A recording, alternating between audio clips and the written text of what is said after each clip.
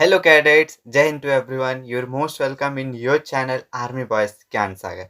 आज के वीडियो में हम लोग एनसीसी सी सर्टिफिकेट का ओरिजिनल पेपर के क्वेश्चन देखने वाले हैं। ठीक है, जो 2025 में एनसीसी का एग्जाम होने वाला है वो आपका ऑब्जेक्टिव का भी हो सकता है, सब्जेक्टिव भी, बट ज़्यादा चांस है ऑब्जेक्टिव होने का। बट कौन जानता है सब्जेक्टिव हो जाए तो क्या करे। हम लोग प्रीवियस ईयर क्वेश्चन देखने वाले हैं एंड आपको तो पता है कि प्रीवियस ईयर में मिला के क्वेश्चन आता था, ऑब्जेक्टिव सब्जेक्टिव। तो चलिए हम लोग सेम क्वेश्चन देखते हैं। एंड ऐसा नहीं कि प्रीवियस ईयर क्वेश्चन आपका में नहीं पूछेगा, प्रीवियस ईयर क्वेश्चन भी नए साल में पूछता है और 70% तो प्रीवियस ईयर क्वेश्चन ही रहता है। चलिए हम लोग सबसे पहले देखते हैं स्पेशलाइज सब हमारा क्या है। पहला टॉपिक है armed force. Okay, and first question क्या है, what are the name of the any 5 supporting service. ठीक है, यहाँ पर लिखा हुआ 10 को। आपका ये क्वेश्चन ऑब्जेक्टिव में कैसे पूछेगा, कुछ ऑप्शन दे देगा। जैसे मान लीजिए लिखा रहेगा army service corps is a supporting weapon supporting service, या फिर आपका ये बटालियन सर्विस, या इस तरह का, या फिर वॉर सर्विस, ये पूछ सकता है। ओके, आई होप आपको समझ में आ गया होगा। पहला क्वेश्चन क्या है, नेम द 5 सपोर्टिंग सर्विस। क्या क्या है, army service Corp, army medical corps, army ordinance corps, corps of electrics and mechanical engineers, remote and veterinary corps, army education corps. इस तरह 10 हैं। ठीक है, एंड ये ऑब्जेक्टिव में भी पूछ देगा, बोलेगा आर्मी मेडिकल कॉर्प्स क्या है, सपोर्टिंग सर्विस है या फिर वॉर सर्विस है या फिर ये बटालियन सर्विस है। ओके, क्या है, सपोर्टिंग सर्विस है आर्मी के। नेक्स्ट क्वेश्चन देखते हैं। ओके, आपको ये नहीं सोचना कि हम लोग ये तो प्रीवियस ईयर का सब्जेक्टिव क्वेश्चन है तो हमारे में नहीं पूछेगा। डेफिनेटली यही क्वेश्चन रिपीट होता है और वो भी स्पेशलाइज सब्जेक्ट में। सेम टॉपिक है, जो सेम क्वेश्चन है, हर बार पूछा जाता है। Okay, Sino India operation in NEFA and Ladakh were held in. Sino India operation कब हुआ था, 1962 में। ठीक है, नेक्स्ट है B number, India highest non gallantry award. क्या है इंडिया का सबसे हाईएस्ट नॉन गैलेंट्री अवार्ड, वो है नॉन गैलेंट्री अवार्ड। ठीक है, गैर वीरता पुरस्कार। ओके, क्या है, भारत रत्न। नेक्स्ट क्वेश्चन देखते हैं हम लोग।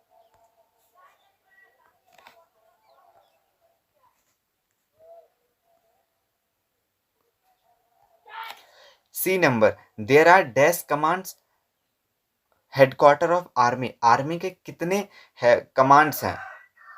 हम आई होप यू नो, सेना के 7 आर्मी कमांड्स है। ठीक है, 7। Next D number, Indian military academy is located in. IMA कहाँ पर लोकेटेड है, कहाँ पर है, देहरादून। और IMA का फुल फॉर्म पूछता है इंडियन मिलिट्री एकेडमी। NDA कहाँ पर है, खड़गवासला पुणे। NDA का फुल फॉर्म पूछा, NDA stands for national defence academy. आपका मैं पूछ देगा NDA का फुल फॉर्म क्या है। ऑप्शन ए रहेगा national defence institution, national defence academy. इस तरह का 4 ऑप्शन क्या होगा, नेशनल डिफेंस एकेडमी। क्लियर हो गया।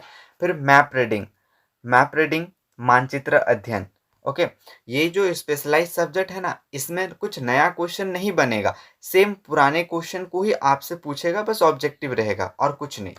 क्या है, right the short note on the following. Short note लिखना है ग्रिड लाइंस पे, रिज पे और डेड ग्राउंड। चलिए हम लोग जान लेते हैं, जानने में क्या बुराई। अगर आप ये सबको और सब्जेक्टिव के माध्यम से पढ़ोगे ना तो ऑब्जेक्टिव आप इजीली क्लियर कर लोगे। ठीक है, ग्रिड लाइंस क्या होता है।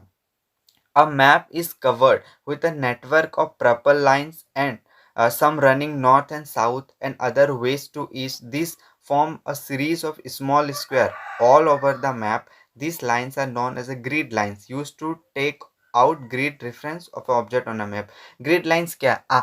आपने 4 फिगर 6 फिगर देखा ही होगा, निकालने तो आता ही होगा। सी सर्टिफिकेट के एग्जाम दे रहे हो तो अगर नहीं आता तो आप सर्च कर लीजिएगा how to find 4 figure, video मिल जाएगा। जब 4 फिगर बनाने के लिए लाइंस रहते हैं ना, स्टिंग लाइंस कुछ रहते हैं और नॉर्थिंग लाइन, जो ये नॉर्थिंग लाइन स्टिंग लाइन मिला के ये जो स्क्वायर बन रहा है ना, इसी को ग्रिड बोलते हैं। ठीक है, इसी को ग्रिड बोलते हैं, ग्रिड लाइंस है। ये जो एक स्क्वायर बना वो ग्रिड है और ये जो लाइन सब है ये इसको बोलते हैं ग्रिड लाइंस। क्लियर हो गया। नेक्स्ट है रिज। रिज क्या है, the line along a hill or range of hills or mountains from which water flows in opposite direction। ठीक है, इसके बाद देखते हैं सी नंबर क्या था, डेड ग्राउंड, मृत भूमि क्या है, dead ground, ground which by reason of undullness or hill is not visible to the observer।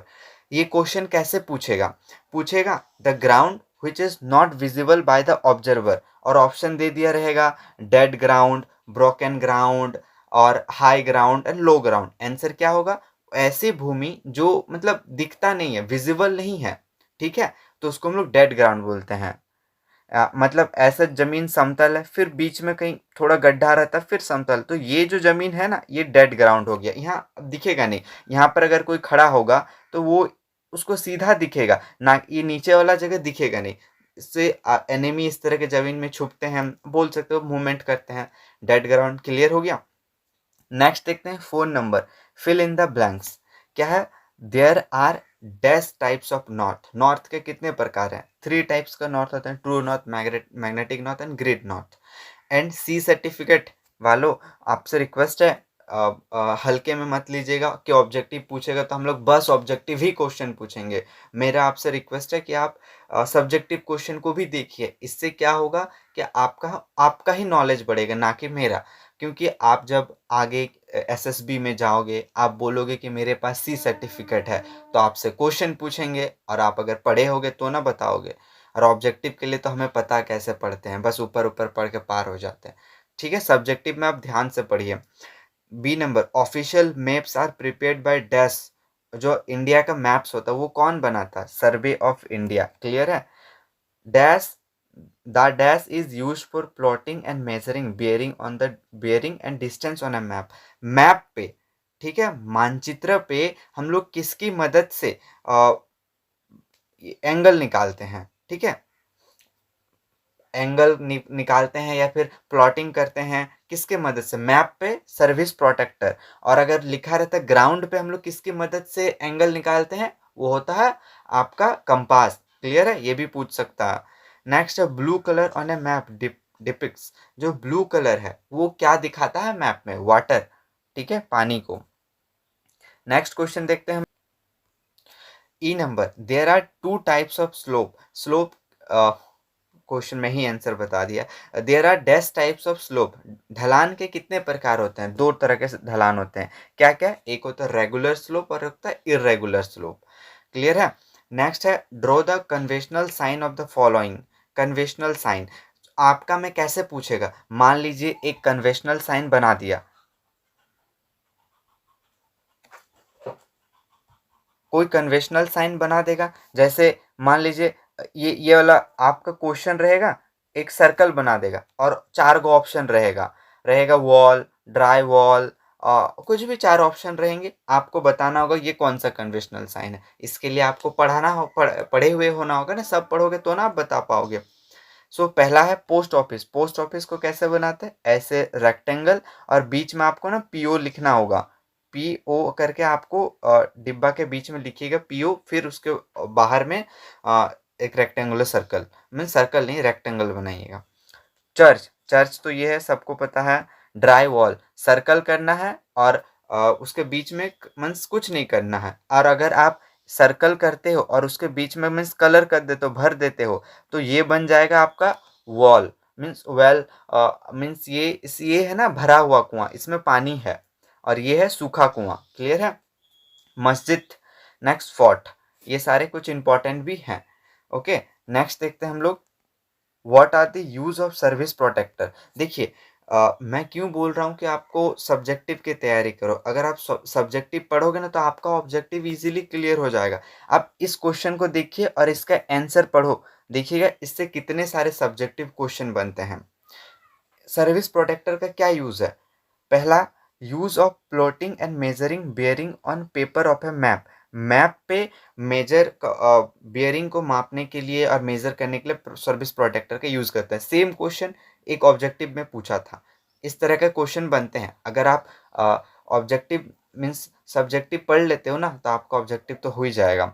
दूसरा क्या है, for bearing between 0 and 180 degree there zero edge must be on the left and the 180 degree right. Okay, इसका मतलब क्या, आपने अगर service protector देखा होगा, सर्विस प्रोटेक्टर कैसा होता है, आई होप आपने सर्विस प्रोटेक्टर तो ऐसे रेक्टेंगल शेप का रहता है, ठीक है। इसमें क्या बोल रहा है कि जो 0 से 180 डिग्री है वो आपके लेफ्ट एज पे हो, और 0 से यहाँ से लेके मीन्स इधर जाएगा तो आपका 180, और 180 से आपका 360 तक नीचे रहेगा, ठीक है। यही ये ऑब्जेक्टिव में भी पूछेगा कि like an in service protractor 0 degree किस साइड रहता है, लेफ्ट या राइट, बताइए। सो लेफ्ट साइड में रहता है। नेक्स्ट है C number, measure distance in inch, correct up to 1/100, measure distance in yard, metre और miles on a map by using appropriate scale. Clear हो गया। नेक्स्ट देखते हैं जीपीएस। जीपीएस बहुत बार पूछा है और ये ऑब्जेक्टिव में भी पूछेगा। क्या पूछ सकता है? मेरे टाइम भी जीपीएस आया था, जब मैं बी का एग्जाम दिया था तब मेरे टाइम जीपीएस पूछा था, सी में आई थिंक नहीं था।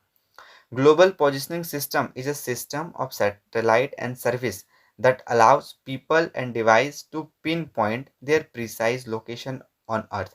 मीन्स जीपीएस का यूज हम लोग कैसे करते हैं, इसका फुल फॉर्म पूछता है। जीपीएस का फुल फॉर्म क्या है? Global positioning system.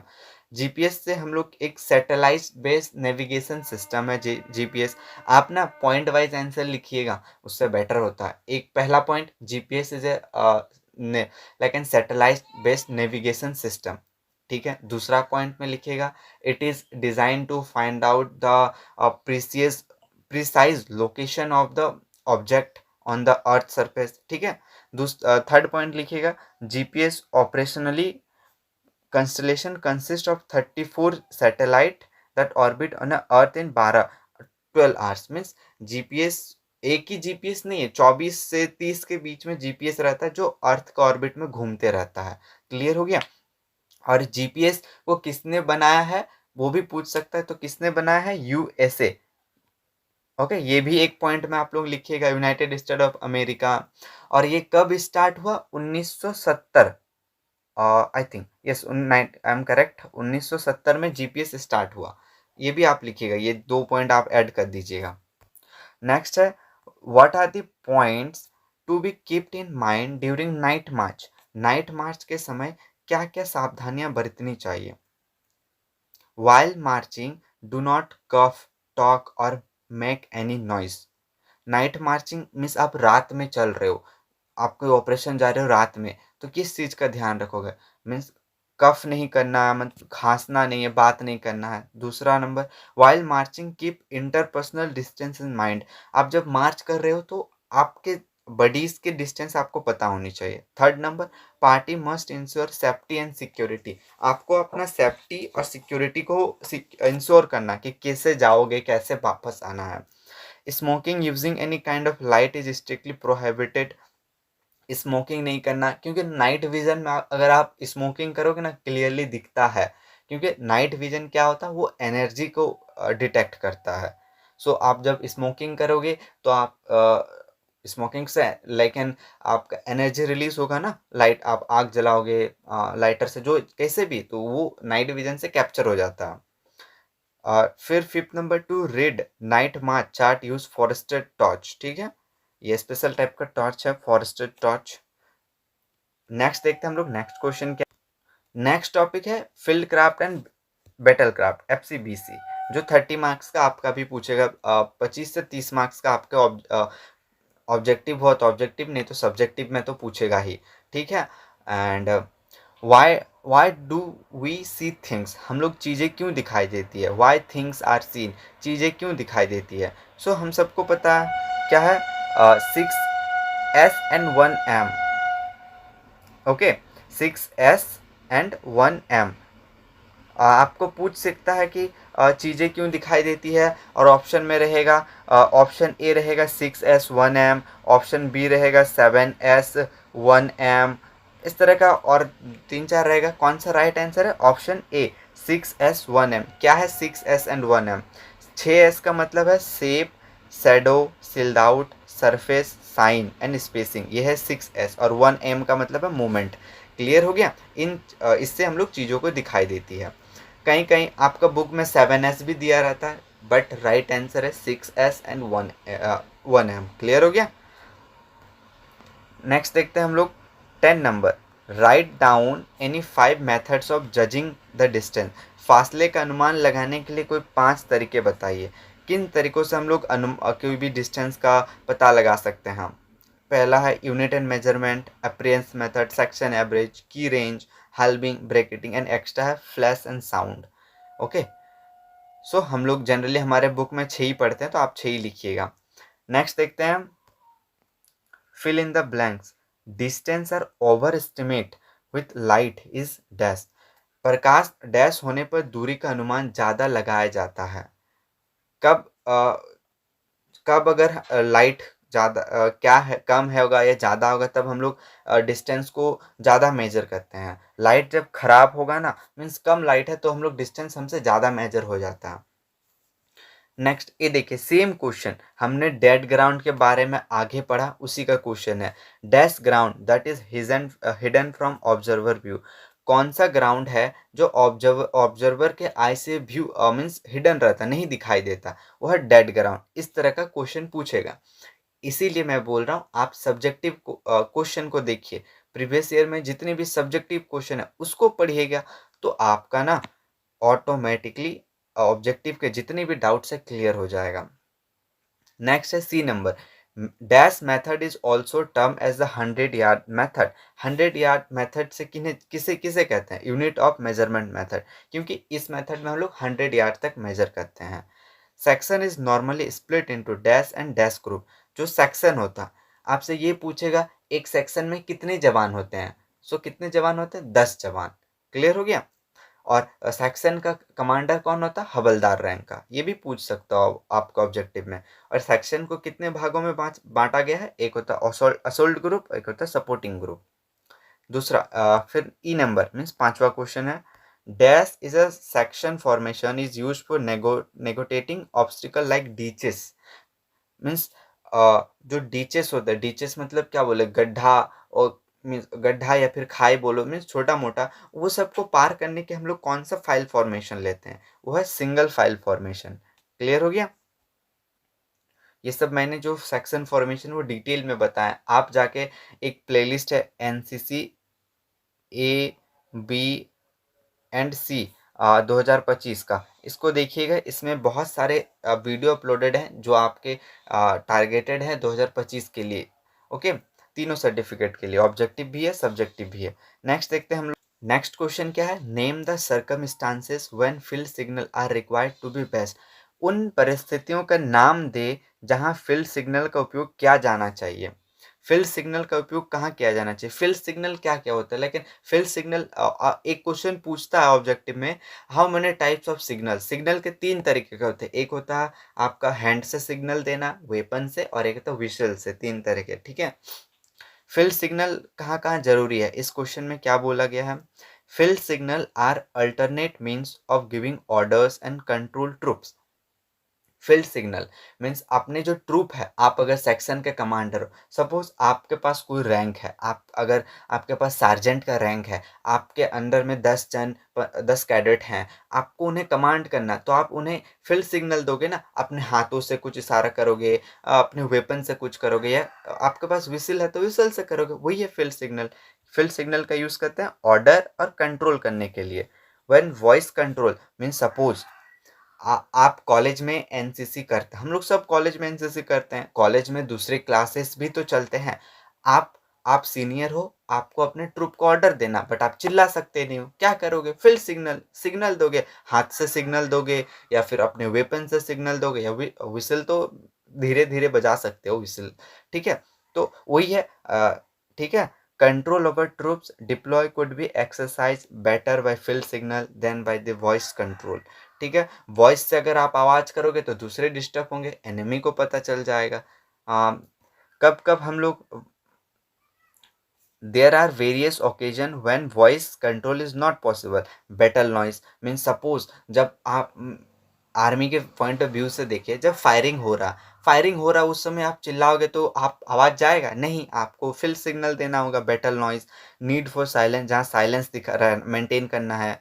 फिर C number, intervening distance are too large means आप बहुत दूर दूर में हो तो आप कैसे बात करोगे, तो आपको फील्ड सिग्नल देना होगा। सो ये क्वेश्चन मुझे पर्सनली बहुत ही अच्छा लगा। और आप अगर सोच के भी देखोगे ना तो आप इसको लिख सकते हो। बस आपको पता होना चाहिए फील्ड सिग्नल क्या है।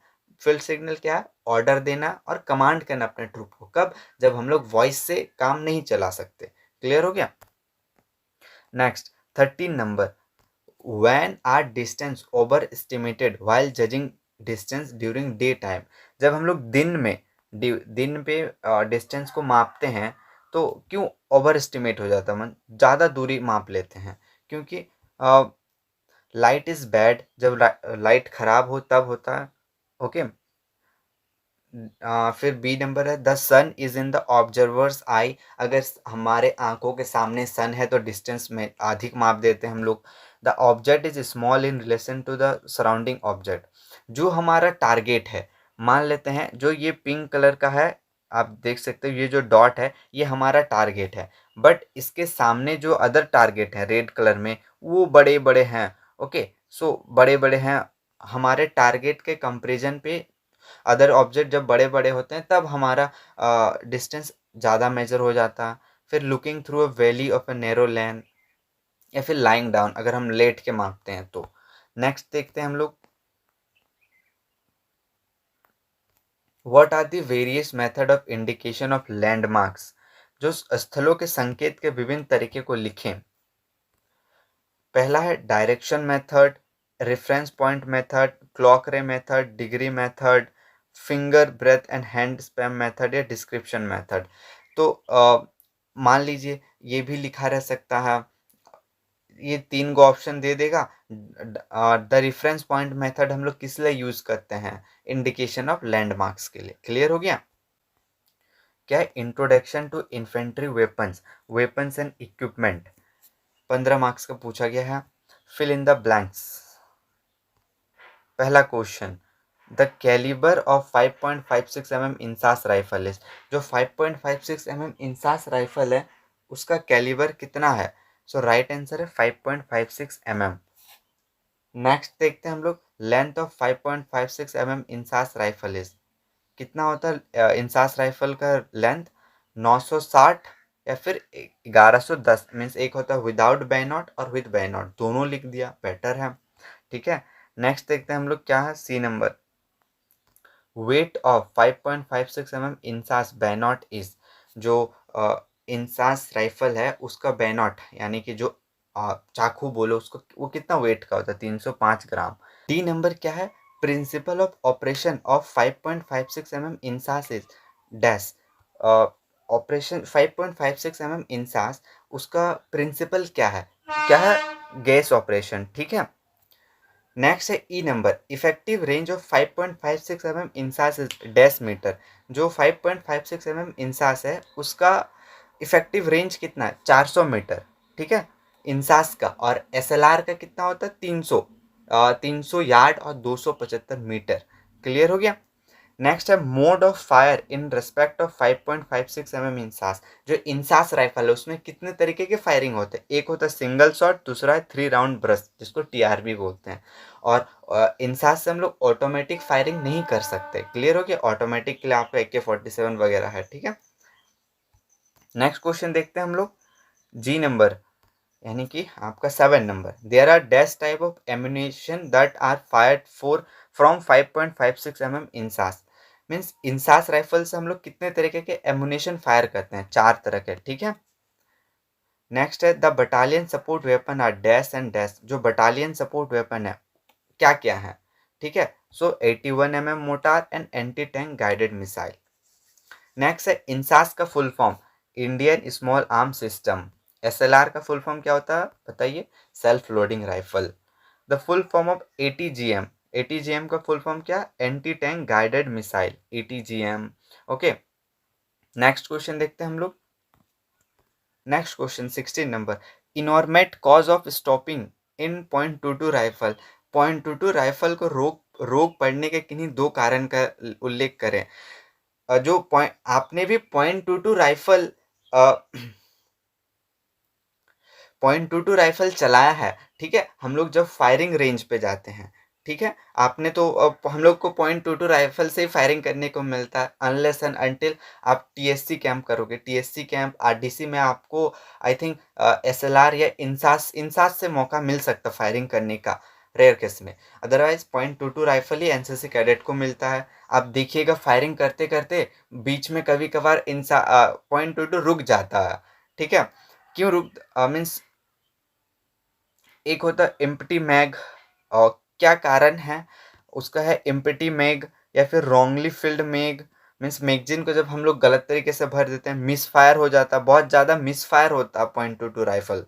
फिर broken firing pin, non ejection of empty cartridge, ये सारे कुछ रीज़न है, आप याद कर लीजिएगा।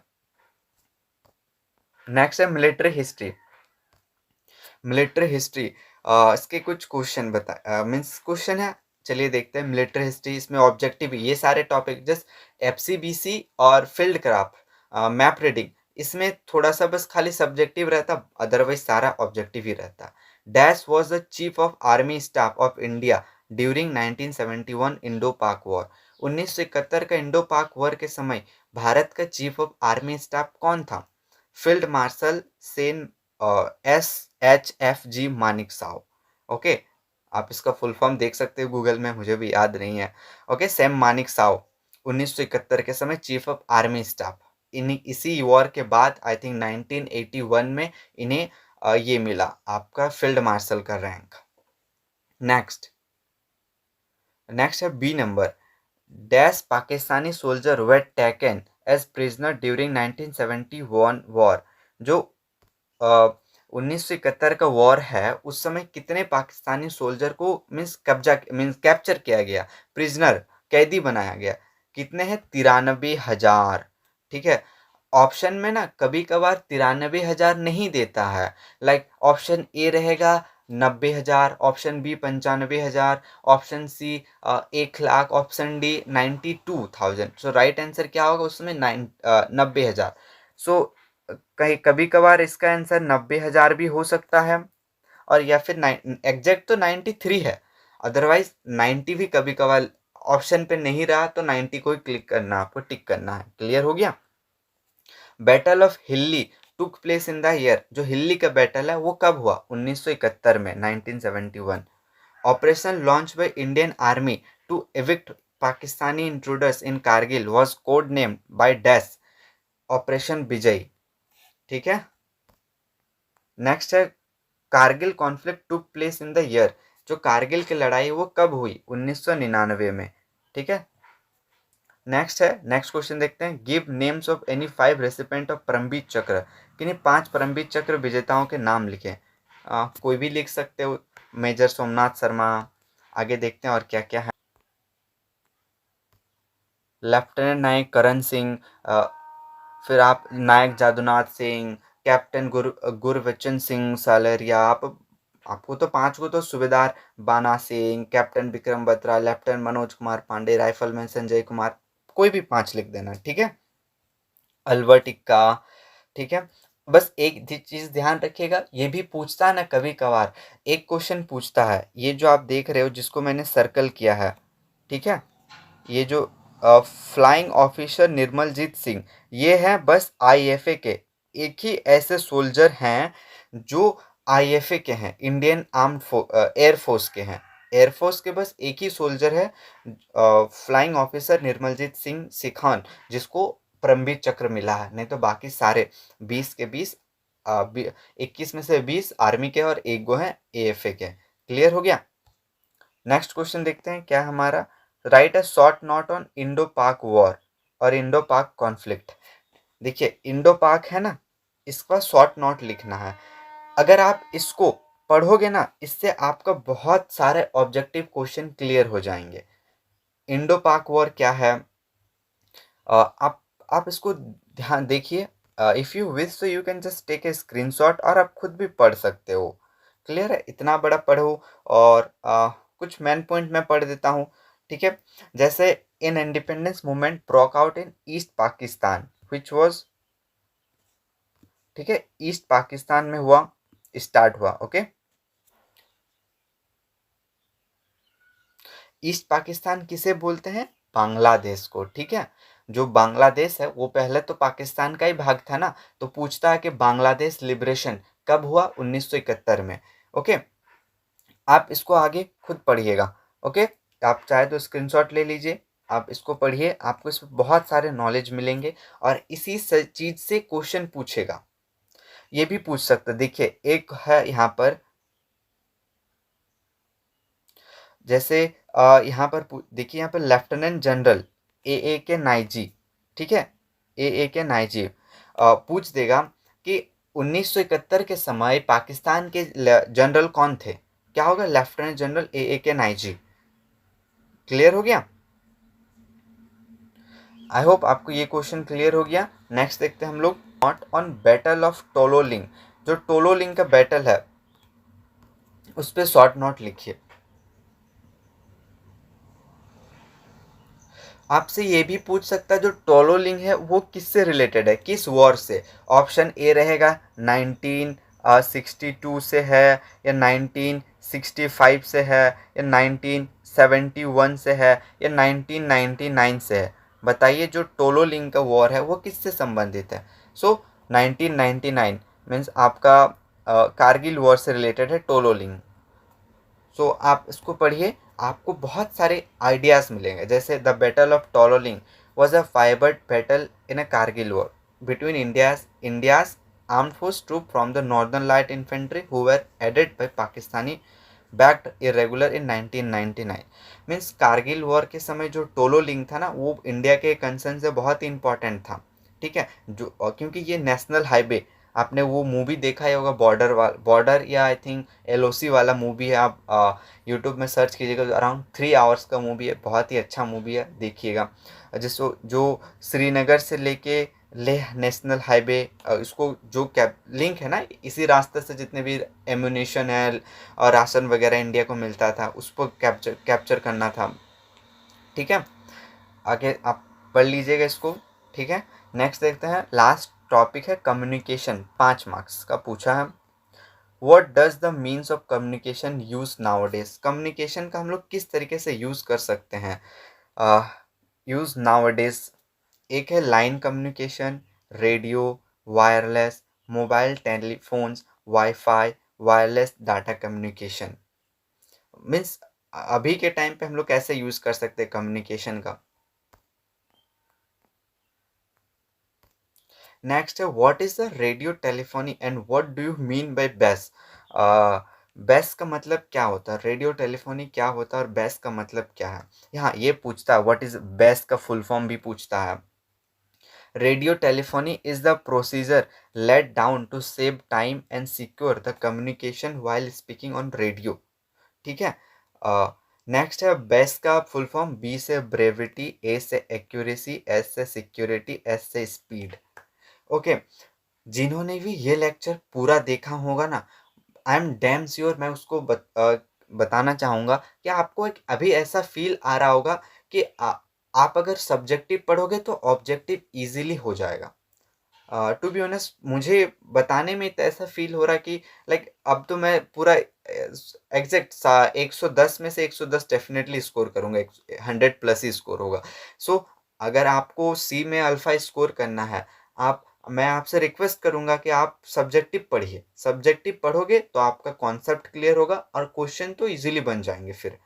आई होप आप ये बात को अपने हिसाब से समझे एंड आपको जो अच्छा लगे वो आप ज़रूर कीजिए।